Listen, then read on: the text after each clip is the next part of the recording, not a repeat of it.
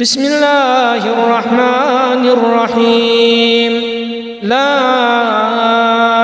أقسم بيوم القيامة ولا أقسم بالنفس اللوامة. أيحسب الإنسان أن لن نجمع عظامه بلى قادرين على أن نسوي بنانه بل يريد الإنسان ليفجر أمامه يسأل أيان يوم القيامة فإذا برق البصر وخسف القمر وجمع الشمس والقمر يقول الإنسان يومئذ أين المفر كلا لا وزر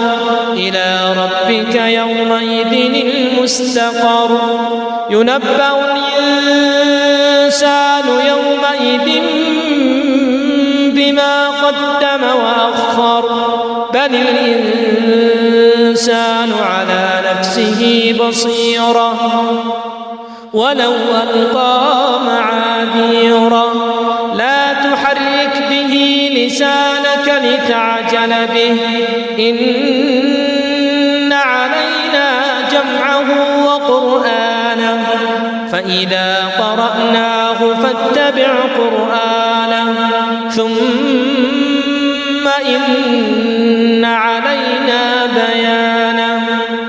كلا بل تحبون العاجلة وتذرون الآخرة وجوه يومئذ ناظرة إلى ربها ناظرة ووجوه يومئذ باسرة تظن أن يفعل بها فاقرة كلا إذا بلغت التراقي وقيل من راق وظن أنه الفراق والتفت الساق بالساق إلى ربك يومئذ المساق فلا صدق ولا صلى ولكن كذب وتولى ثم ذهب إلى أهله يتمطى أولى لك فأولى ثم أولى لك فأولى أيحسب الإنسان أن يترك سدى